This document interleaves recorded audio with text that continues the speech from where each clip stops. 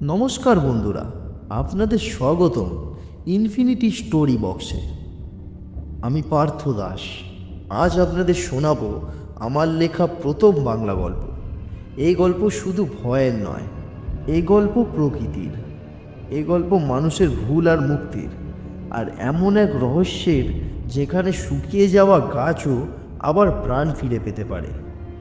আমরা সবাই জানি গাছ জীবন দেয়, কিন্তু যদি কোনো গাছের ভেতরে বন্দি থাকে যন্ত্রণায় ভরা এক আত্মা, যদি সেই আত্মা প্রতিশোধ চাইতে শুরু করে, তাহলে আজকের গল্পে আপনারা শুনবেন তারানাথ তান্ত্রিকের গল্প, তার ভয়ঙ্কর এক অভিজ্ঞতা, আর সুন্দরবনের গভীরে লুকিয়ে থাকা এক অভিশপ্ত গাছের কথা। শেষ পর্যন্ত শুনবেন, কারণ এই গল্পের শেষটা আপনাকে ভাবাতে বাধ্য করবে। চলুন তাহলে ডুবে যাই আজকের গল্পে। সেদিন ভোরবেলায় ঘুমটা ভাঙতেই জানলার বাইরে তাকালাম। আহা, কি শান্ত ভোরের আলো! শীতের শেষ, অথচ কুয়াশার চাদরটা এখনো পুরো সরেনি। একটা অদ্ভুত বসন্তের ফুলের গন্ধ বাতাসের সাথে ভেসে আসছিল। চায়ের চুমুক দিতে দিতে চোখটা গেল নিচের বাগানে। ওই যে কোনায় ছোট গাছপালাটা, ইস, গত কয়েকদিন লেখার যাবে গাছটার দিকে তাকাতেই পারেনি। আজ খেয়াল করলাম গাছটা একেবারে কাঠ হয়ে গেছে, পাতাগুলো সব ঝরে মাটিতে লুটাচ্ছে। ছুটে নিচে নামলাম, মাটি খটখটে শুকনো। নতুন টবে বসালাম, জল দিলাম, কিন্তু মন বলছিল এ যাত্রায় বোধহয় আর বাঁচানো গেল না। ঠিক তখনই একটা অদ্ভুত কথা মাথায় এলো।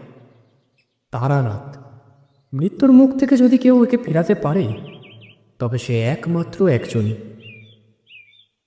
পরের দিন ছিল রবিবার, ছুটি। বিকালবেলায় কিশোরীর সঙ্গে দেখা করে সব কথা বললাম।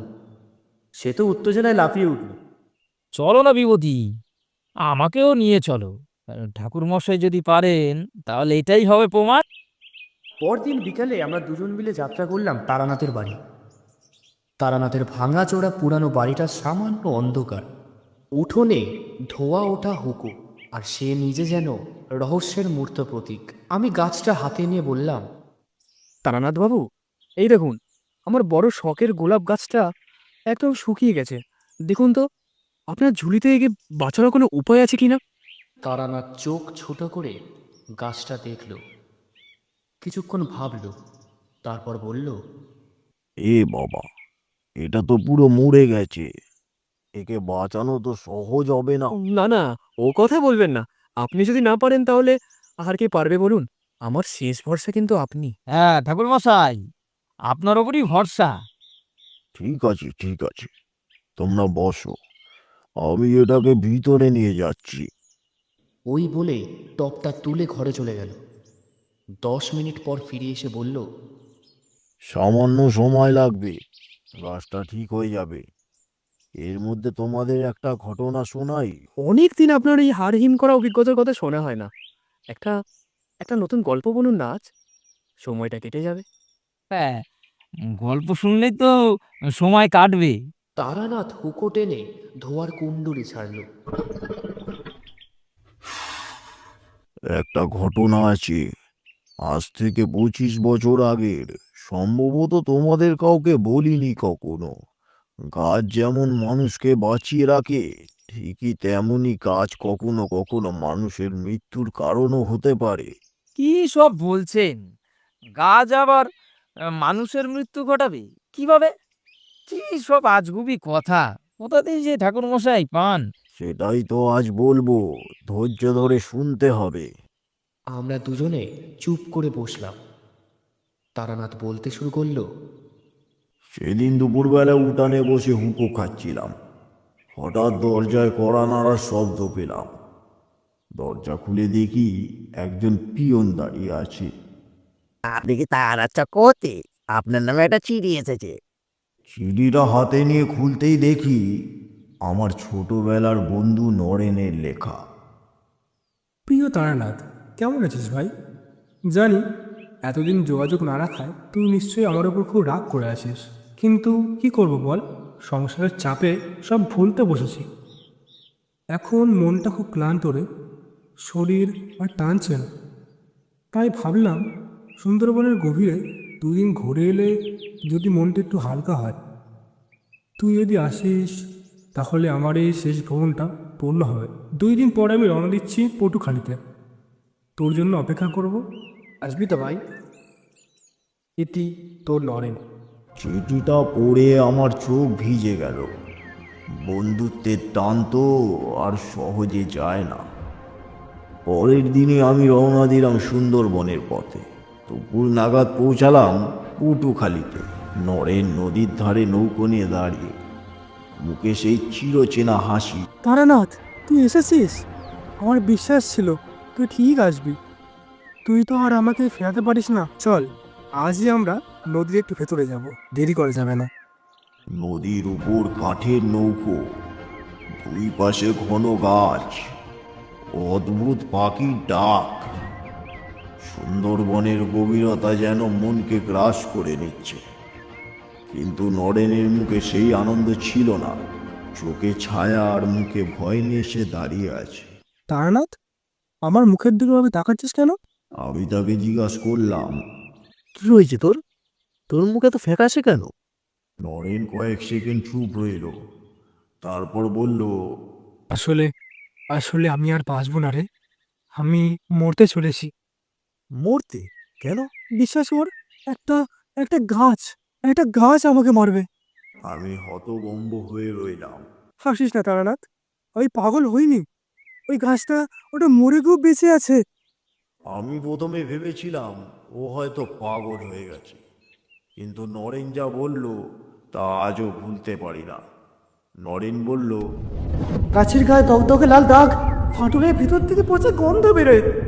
আর আমি যে ওটা ছুঁয়েছিলাম, মাটির নিচ থেকে একটা হাড় হিম করা গলা বলে উঠল, আমাকে মুক্তি কর, না হলে তোর জীবন নেব। আমাকে মুক্তি কর, না হলে তোর জীবন নেব। এখনো প্রতি রাতে ঘুমের মধ্যে আমাকে ডাকে। আমার গা শিউরে ওঠে। এ আবার কি? ভূত নাকি গাছের আত্মা? গাছেও জীবন থাকে কিশোরী, আর সেই জীবন যদি যন্ত্রণায় মারা যায় তখন সে আত্মা খুঁজে ফেরে প্রতিশোধের পথে।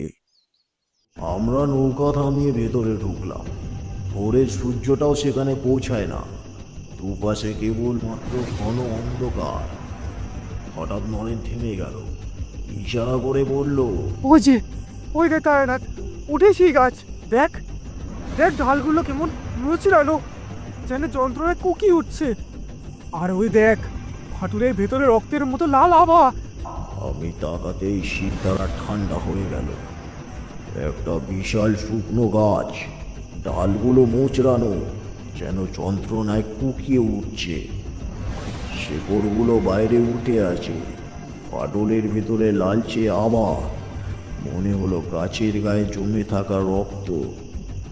আমি গাছটার সামনে দাঁড়াতে চারদিকের হাওয়া থেমে গেল। হঠাৎ গাছের ফাটল কেঁপে উঠল, আর এক তীব্র কণ্ঠস্বর, তুই এসেছিস, তোর রক্ত আজ আমার। ওভার কথা বলছে তারানাথ। ও বলছে আমার রক্ত চাই। ও আমাকে টেনে নিচ্ছে। বাঁচা তারানাথ, আমাকে বাঁচা।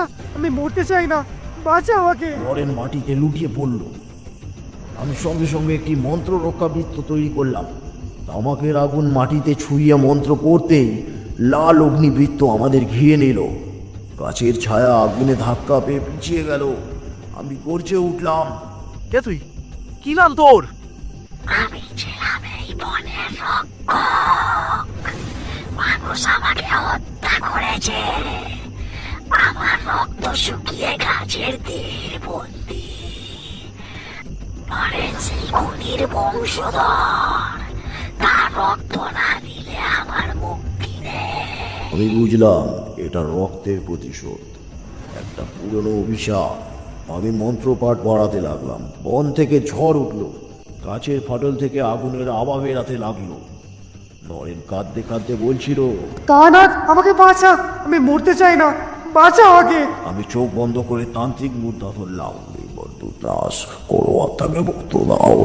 রুদ্রের অগ্নিবন্ধ নাশ, আত্মাকে মুক্তি দাও, মুক্তি দাও, মুক্তি দাও। সমুদ্রের রঙ্গে বন্দিনাশ করো আত্মাকে মুক্তি দাও।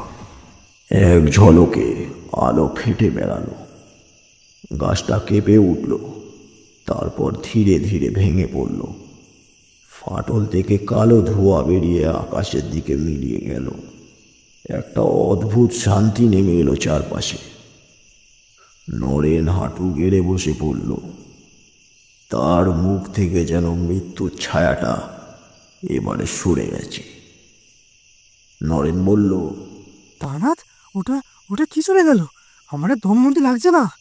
অভিশপ্ত আত্মাটা মুক্তি পেয়েছে, এবার তোর কোনো ভয় নেই। সত্যি তুই আছিস বলেই আজ আমি নতুন জীবন ফিরে পেলাম। তারানাথের গল্প শেষ হলো। সুন্দরবনের সেই অভিশপ্ত গাছের কথা শুনে বুকের ভেতরটা কেমন যেন ছমছম করছিল। আর ঠিক সেই মুহূর্তেই এটা কি সত্যি? এমন গাছও হয়? হয় কিশোরী হয়। প্রকৃতির ভেতর কত রহস্য লুকিয়ে আছে কেউই জানে না। ও কি কিশোরী, দেখো টপটার দিকে তাকাও। শুকনো ডালের আগায় ওটা ওটা কি? সবুজ কুড়ি। তারানাথ, এ আপনি কি করলে? দেখুন দেখুন, গাছটা তো জীবিত হয়ে গেল। গাছ বাঁচে মাটি, জল, আলো আর মানুষের ভালোবাসায়। কখনো কখনো অন্য কোনো আত্মার মুক্তির শক্তিতেও একে নতুন প্রাণ দেয়।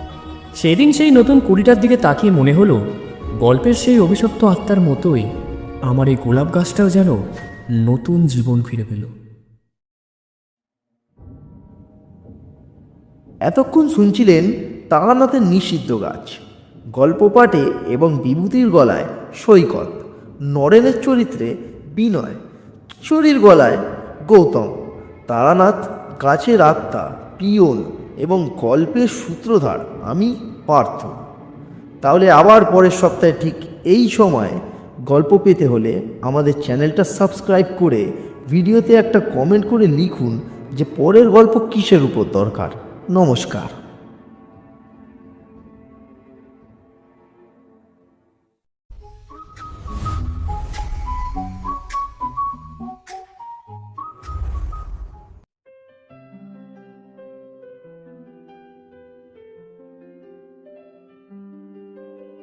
গল্প মানেই কি শুধু গল্প না, নাকি কোনো কোনো গল্প লেখকের মনের অন্ধকার থেকে বেরিয়ে বাস্তবের দরজায় এসে দাঁড়ায়? আজকের গল্প একজন লেখকের, যে ভূতের গল্প লেখে ভয় দেখানোর জন্য, মানুষের গায়ে কাটা দেওয়ার জন্য। কিন্তু সে কি জানতো তার লেখাই একদিন তার সামনে এসে দাঁড়িয়ে প্রশ্ন করবে? গভীর রাত, নিস্তব্ধ ঘর, এক কাপ চা আর কলমের আঁচড়ে জন্ম নেওয়া এক ভয়ঙ্কর চরিত্র। ইনফিনিটি স্টোরি বক্সে আজ শুনবেন এমন এক গল্প যেখানে লেখক আর তার সৃষ্টি ধীরে ধীরে এক হয়ে যায়।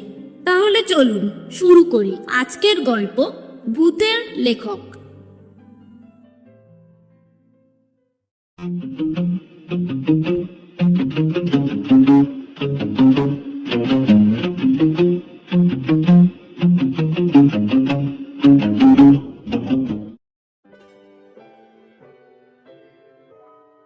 আমার নাম মিন্ময় ব্যানার্জি।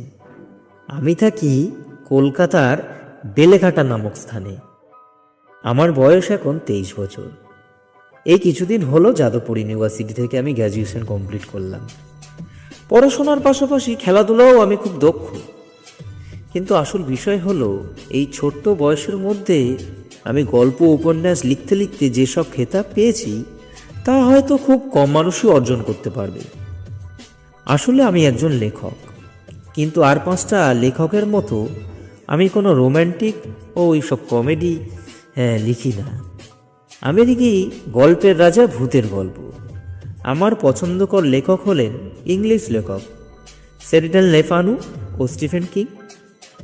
আমি অনেক ধরনের ভূতের গল্প লিখেছি, তাই আজ ভাবলাম এক অন্যরকম কিছু চেষ্টা করবে। তাই আর কোনো রকম সময় নষ্ট না করে বসে যাই আমার বেডরুমে থাকা ডেস্কের সামনে। অনেকক্ষণ ধরে ভাবতে ভাবতে যখন মাথায় কিছু আসছিল না, তখন ভাবলাম এখন যদি 1 কাপ চা পান করতে পারি তাহলে ভালোই হবে। কারণ বসে বসে রাত জাগলে যে কোনো মানুষের মাথা ধরে যাবে। কিন্তু রাত এখন 1:30। এখন যদি নিচে গিয়ে মাকে চা করতে বলি তাহলে হয়তো আমার আর রক্ষে থাকবে না। তাই কাউকে বিরক্ত না করে নিজেই চলে এলাম রান্নাঘরে। তারপর চা বানিয়ে রান্নাঘর থেকে বেডরুমে ফিরে এলাম। চায়ের পেয়ালায় চুমুক দিতে লাগলাম। আহ, এই চাটা যে আমি বানাতে পারি আমার বিশ্বাসই হচ্ছে না। আর বুঝতেই পারছি, ঘরের লোকেরা যদি কাল জানতে পারে যে আমি চা বানাতে পারি, কাল থেকে অন্তত 5 বার আমার ওপর চা বানানোর ফরমাইশ রাজি হবে। চায়ের পেয়ালা দিয়ে আদা আর গোলমরিচের গন্ধ যেন নাকে আসতে মাথার একেবারে পরিষ্কার খুলে গেল। একটা প্লট চলে এলো মাথায়। তাই সময় নষ্ট না করে পেয়ালায় থাকা চাটা শেষ করে আমি আবার লিখতে বসলাম। আমি অনেক রকমের ভূতের গল্প লিখেছি, কিন্তু আজ পর্যন্ত কোনো মাথা কাটা ভূতের গল্প আমি লিখিনি। তাই আজ লিখলাম। গল্পটা হলো এই যে, এক গ্রামে এক রাজা ছিল। তার নাম ছিল শ্রী রাজকিশোরী বর্মন। সেই রাজা হলো এক হিংস্র প্রাকৃতিক মানুষ। আর বিশেষ করে নারীদের ওপর তার যা মানবিকতা ছিল, সেটা যে কোনো শ্রোতা শুনলেই চরমভাবে আত্মপ্রকাশ করবে। কারণ সে রাজার নাকি নিজের শারীরিক চাহিদা মেটাতে প্রতিদিন একটা করে নারীর দরকার পড়ত। আর এই দরকারটা যে শুধুমাত্র শারীরিক চাহিদা তা নয়, সে রাজা সেই নারীগুলোদের সাথে প্রথমে ধর্ষণ এবং তারপর তাদের গলা কেটে তাদের শরীরের ওপর বসে এক অদ্ভুত ধরনের তন্ত্র সাধনা করতেন। তারপর নারীদের মাথা কাটা মুন্ডুগুলি পুকুরে ফেলে দেওয়া হতো। এরম করতে করতে রাজার মৃত্যুর দিন পেরিয়ে এলো। আর এই মৃত্যুটা কোনো সাধারণ মৃত্যু নয়। সেই রাজা যত নারীদেরকে হত্যা করেছিল, তাদের সব আত্মা একইভাবে মাথা থেকে শরীরটাকে আলাদা করে মুন্ডুটা পুকুরে ফেলে দেওয়া হয়েছিল।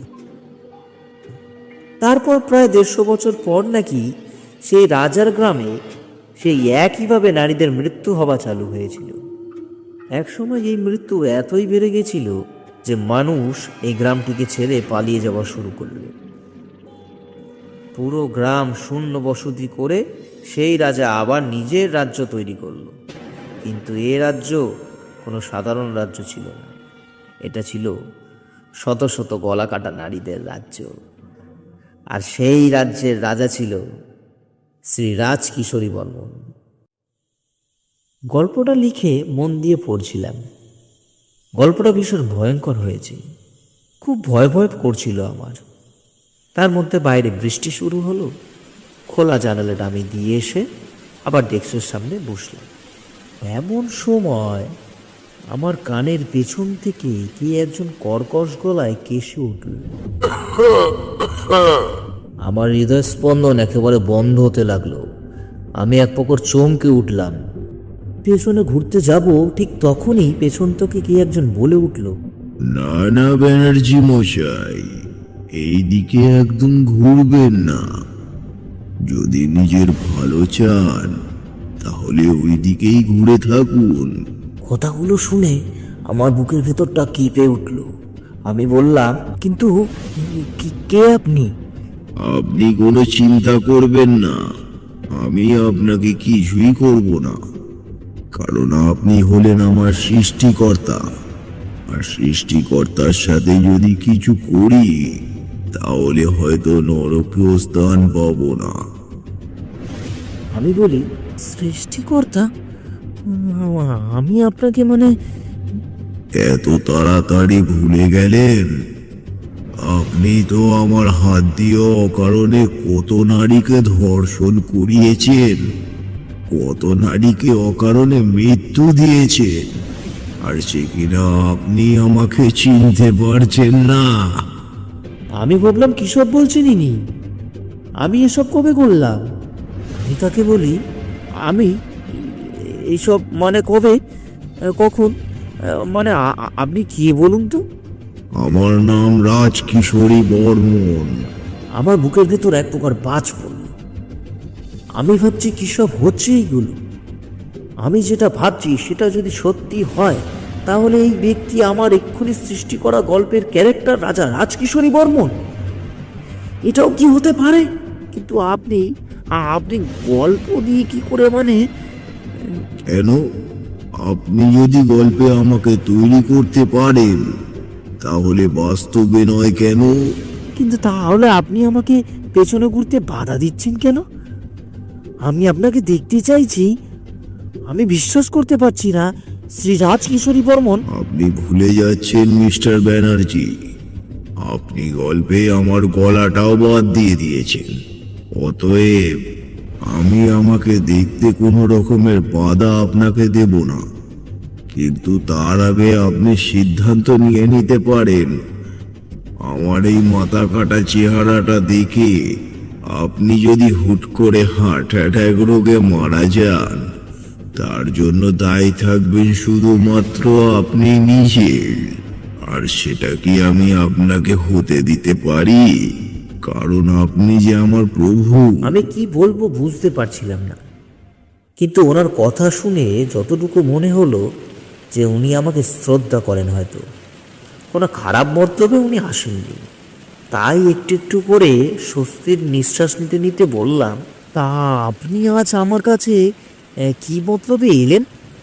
বেশি কিছুই না, শুধুমাত্র আপনার কাছে এলাম কিছু জানতে। জানতে? কি জানতে? আপনি আমাকে এই গল্পে এত হিংস্র করলেন কেন? আপনি তো আমাকে ভালো কিছু করতে পারতেন। কি বলবো ঠিক বুঝতে পারছিলাম না।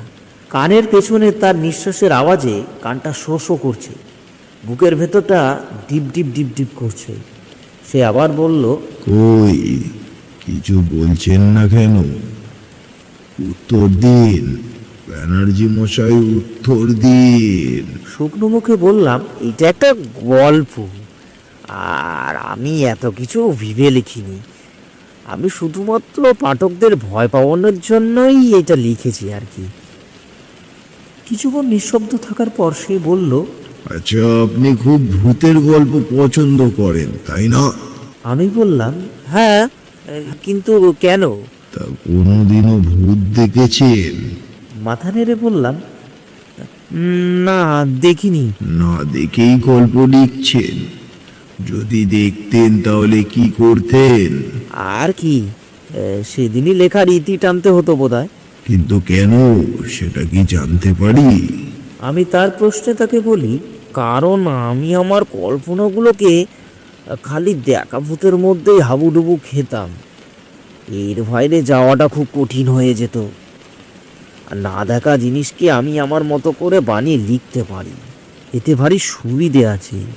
সে আমায় বলল, আচ্ছা আচ্ছা, তাহলে আজ তো দেখে নিলেন, তাহলে কি গল্প লেখা ছেড়ে দেবেন?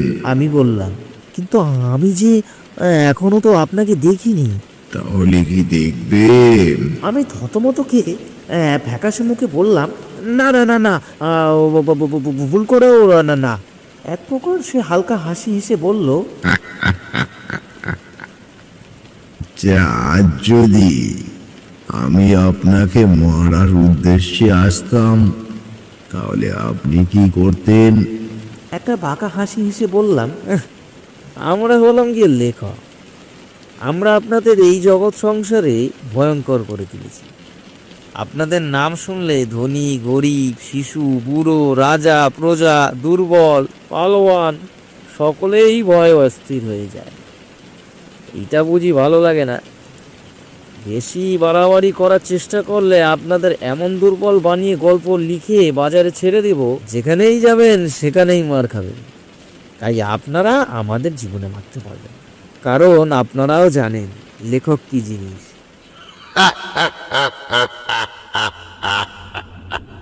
তাহলে তুই এবার দেখ ভূত কি জিনিস। একথা বলেই সে আমার পেছন দিয়ে চোখ দুটো চেপে ধরল।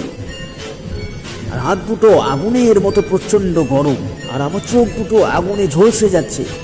আমি যন্ত্রণায় কাতরাতে কাতরাতে চিল্লিয়ে তাকে বললাম, ছেড়ে দিন আমাকে, ছেড়ে দিন। আপনি তো আমাকে বললেন আপনি আমাকে ক্ষতি করবেন না, তাহলে আপনি কি করছেন? আপনি তো ভুলে গেলেন মিস্টার ব্যানার্জি, আপনি তো আমাকে হিংস্র করে তুলেছেন। আমি না একজন হিংস্র ভূত, তাই না? শালা তোদের কারণেই মানুষ আমাদের খুব ভয়ঙ্কর বলে জানে, ভয় পায়। আমরা কি সবাই খারাপ? তোদের মধ্যে যেমন ভালো মন্দ মানুষ আছে, আমাদের মধ্যেও তেমন ভালো মন্দ ভূতও আছে। আর আমাদের মধ্যে ভালো ভূতের সংখ্যাটাই বেশি। কই কই তোরা কজন ভালো ভূতের কথা লিখেছিস? তোরাই মানব সমাজে আমাদের অসভ্য আর ভয়ঙ্কর করে তুলেছিস। তোরাই আমাদেরকে মানুষের শত্রু বানিয়ে রেখেছিস।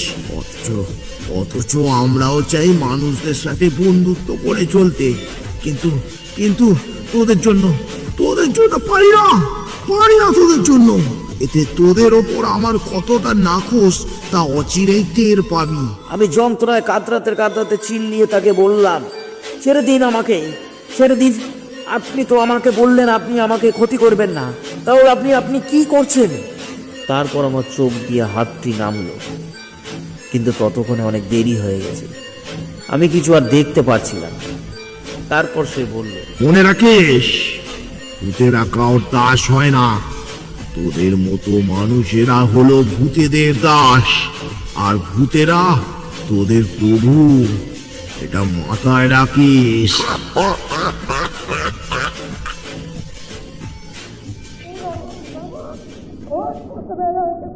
তারপর হঠাৎ করে মায়ের ডাকের শব্দ পেলাম। হুড়ুমুড়ি আমি বিছানা থেকে উঠে পড়লাম। কত ঘুমাবি? অনেক দেরি হয়ে গেছে, ওঠ শিগগিরই ওঠ। চোখের মধ্যে হাত দিয়ে দেখলাম, কই কিছু হয়নি তো। মাকে নিজের সামনে দেখায় এতক্ষণে বুঝলাম আমি হয়তো স্বপ্ন দেখছিলাম, কিন্তু এ স্বপ্ন এতটাই বাস্তব লাগছিল, ঘুম থেকে উঠেও আমি কিছুক্ষণ নিঃশব্দে বসেছিলাম।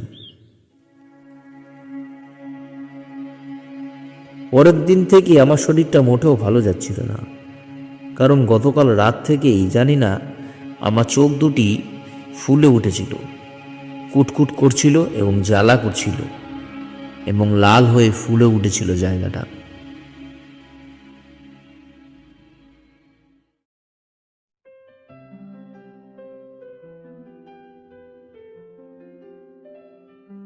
এতক্ষণ শুনছিলেন ভূতের লেখক মৃন্ময় ব্যানার্জির গলায় গৌতম, রাজকিশোরী বর্মন পার্থ, আর সূত্রধর হিসেবে ছিলাম আমি, অর্পিতা। গল্পটা যদি ভালো লেগে থাকে তাহলে ভিডিওটাকে অবশ্যই লাইক করুন আর কমেন্ট করে জানান গল্পটা আপনাদের কেমন লাগলো। এমন আরো ভয়ঙ্কর অডিও গল্প শুনতে এখনই ইনফিনিটি স্টোরি বক্স ইউটিউব চ্যানেলটিকে সাবস্ক্রাইব করুন। আবার দেখা হবে আরেকটি নতুন ভয়ঙ্কর গল্প নিয়ে। ধন্যবাদ।